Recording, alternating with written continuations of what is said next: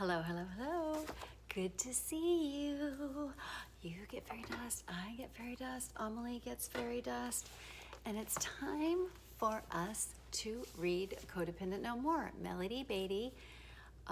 This is an incredible book that is a classic, and this is number 20 of 20 videos. Okay, so last we left off with codependency characteristics. If you actually have a book, it's page 44, and we're talking about obsessions.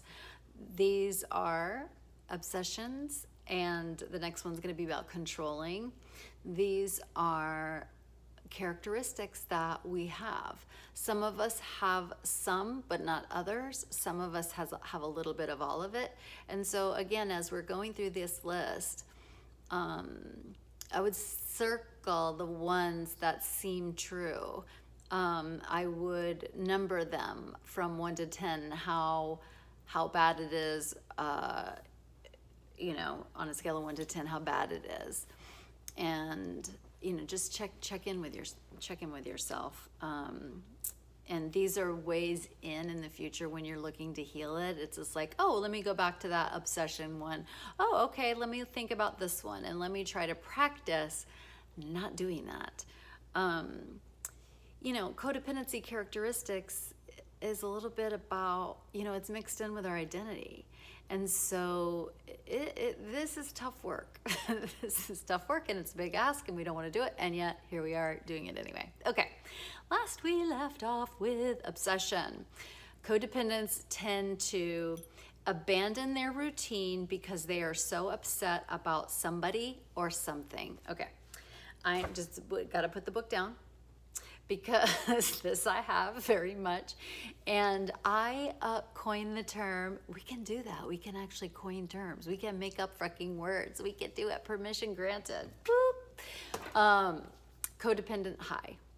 And so one of the ways that we get high is that we get to check out of our problems. We get to check out of our boring life. We get to check out of whatever the fuck we're doing. And one of the ways we do that is, okay, so we're living our lives, and then all of a sudden, somebody has a problem. Oh my God, I gotta go find it. What do I gotta do? And we just drop our lives. We just fucking drop our lives, drop what's important to us, drop our plans, abandon our plans so we can go caretake someone else, so we can codependify, again, making up words as we go, someone else. It reminds me of stupefy. Codependify. And that is a red flag. That is a red flag. And we're taught that it's not a red flag. We're taught that that is what we're supposed to do. And for some of us, we're taught that this is actually our reason for being, is that we are supposed to put our lives down. Our lives go back on the back burner. Our plans, our needs, our wants are null because someone else has an issue. And I do think about the codependent high with that. It's like, my plans are boring. I have to do laundry. I have to take the dog out. I got to do this fucking thing or that fucking thing that I don't want to do. I have a to-do list that I have to fucking do. It's way more exciting. Oh my God, it's way more exciting to go rescue someone else. And, it feels good to us to do it. It feels good, ironically, it feels good to fawn. It feels good to rescue. And so that is our drug. That's our shiny object. And part of what we have to do is give up our shiny object. We have to just notice when we do that. And it's not healthy. And it's not healthy for us, but more importantly, it's not helpful for somebody else. We're teaching them that they're a dum-dum. That we're teaching them that they're a fucking dum-dum and they don't know how to handle their adult life or their adult problems. And that's yucky. We don't want to do that. Okay. Codependents tend to focus all their energy on other people and problems. Same. It's just like, how much of your day is spent ruminating over other people's shit? How much of your day is spent doing that? Give yourself a little. You put a little number on that. How much of your time, of your life, is focused on your life and your problems and your goals? Codependents tend to wonder why they never have any energy. Oh my God. Oh, once again, killing me softly. Yes, bitch, we're fucking tired. We're tired. And yet we keep going. We keep fucking going. We keep doing our stupid shit, trying to rescue everybody else. Like, but why am I so tired? Because it's exhausting living other people's lives. It's not a good look. And wonder why we can't get things done. Remember, we drop all of our shit and we do someone else's shit. This is so good. I love this book. Even if this book was just this chapter on the codependency characteristics, it would be a fucking home run. It would be a bestseller for life. Like, this is genius, which is why I'm constantly recommending it. Let's do a few from Controlling. Many codependents have lived through events with people that were out of control, causing the codependents sorrow and disappointment. Let me read that again. Many codependents, have lived through events with people that were out of control, causing the codependents sorrow and disappointment. And I think that you can put other words in the back of that. I know that it is really a trigger. It's very upsetting to me when another adult is not in control of themselves. I really don't want to be around somebody, an alcoholic, or just somebody who's drunk, like who's not an alcoholic but drunk. I don't want to be around that person. That's just there's too much, almost PTSD with that for me. And it rolls over into other people who aren't drunk or whatever, but when I was a nurse, especially for hospice, well, also just regular nursing when I was doing my training, etc., it would be very upsetting to me and very hard, and I really had to concentrate when I had to actually take care of somebody with dementia or Alzheimer's, or who had mental issues that caused them to not be connected to reality. And it every now and then we come across as nurses people that it's too hard to do. And so I can just feel my heart rate rise and like a panic to set in when I'm around somebody that is, not in touch with reality. It's very upsetting to me. I'm really good at working with the families of people who have dementia or Alzheimer's, or who have a family member that, for whatever reason, is out of touch with reality. It's a very painful experience. And so we, as nurses, as counselors, it's always important for us to recognize our limitations and respect them and honor them. And this is why, because we have all lived through events. So that might not be your thing. You might be fine with that. You might think that's actually a lot of fun. It might be a way to, blow off some steam or whatever. But the other interesting thing to think about with this is one of the things that I teach my clients in my office and in my Zoom, my Advanced Bitches membership, is that we attract each other at our level of mental health. And so if I'm a person who grew up with these toxic dynamics, being out of control or drama or trauma or whatever, I'm going to attract somebody. If I'm unconscious, if I never do my advanced personal growth work, the regressive answer is to find somebody who replicates that shit, because that's what we're comfortable with. That's who we align with because of, our past. And we often become flummoxed. It's like, this is exactly what I didn't want. And yet somehow it still happens. So that's us.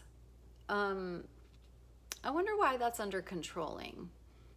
Maybe it's because of the thing that I was saying, that we attract each other at our level of mental health. And so we're trying not to continually be sorrowful and disappointed, that we'll like drop our lives or whatever, so we can like save the person from being that or whatever. So maybe that's what that is. Okay. Many codependents become afraid to let other people be who they are and allow events to naturally happen. Yes, we love to get in the mix. We love to put our thoughts, ideas. We love to insert ourselves when we're unconscious, when we're codependents. And again, I know for me, and I know a lot of you can think this too, or have had this experience, is I thought that was what I was supposed to be doing. I thought that was my role. Like, I thought that I was a bad person if I didn't do that. And it was, until I found out that I was, it was like a garbage person move to do that, to insert myself, to try to control the events, walking on eggshells, and bending myself into a pretzel so I wouldn't set anybody or thing off that is controlling. Like, we're controlling. And that's one thing that we don't think that we are, but we are very controlling. And here's how you know. It's effortless for us to say that we're control freaks.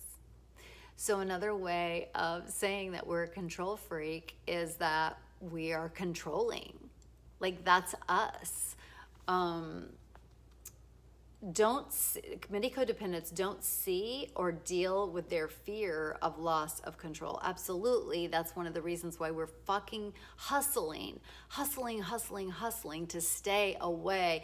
Hustling to stay in control, working. Again, thinking back to why we're so tired, why we never get our shit done. Working so hard to avoid a sense of loss of control. And I'm recording this in the time of the pandemic. And so, we're all experiencing different levels of loss of control. And that is part of the reason why it's so hard on us, why it's, grief inducing and anxiety producing and depression producing, is that we're not used to not being in control, or even having the illusion of control. And so it's very, very difficult and impactful for us. And so that gives you a clue as to what a piece of work that we have to do is to actually make friends with not being in control. Make friends with not being in control. If you choose to do this, you may do this one last. I got to tell you, like, this is not a fun one to do, but you can practice in short increments of time. I'm completely out of control in this. I'm completely out of control in that. And then now I got to go back to my life and feel like do control. But it's something that we'll have to work up, like exposure therapy, like just work up exposing ourselves. Didn't sound right to the truth that we actually are not in control, even when we think that we are, because that's not a thing. Actually being in control of this life is a complete and utter illusion. I just experienced a death of someone, more of an acquaintance, and it has thrown me into an existential question mark about, holy shit, I really do need to get busy living my life, because there is no control. There is no control. And I talked to this person last week and everything was fine. And this person is my age, younger, a little older, a little younger. Like everything, it's upsetting. Everything was fucking fine. We were talking about being, she was vulnerable to the coronavirus, so she was taking extra precautions, and we were just talking about that, and that's not what she died of, like, at all. It was sudden, and it's just very strange, and that's one of the reasons why a death is so hard on codependents, is because everybody will have an encounter like that and have to come to terms with, when there's a death of somebody that we know or don't know even, or somebody that we know very well. Everyone comes into having to deal with their sense of mortality. That's part of grieving, is that the curtain is drawn, and we now see that the man behind the curtain that says we're going to live forever, or we're impervious to death, or bad things can't happen to us because we're quote unquote good people. Now we see that that isn't actually true. Good people die. Really, really good people die at unexpected times, and people die young, and people die at our age that we are now or have been. And so, but for codependents, there's I think it's extra hard on us when we encounter death, because not only do we just do that normal human thing of encountering our sense of mortality, but that it brings us to a very, very intense fear for us, which is actually being out of control. So I hope that was helpful. We'll stop there. Thank you so much for being here. I'm so honored. Don't forget to take your wand out and hit the subscribe button. Love you. Bye. Hope that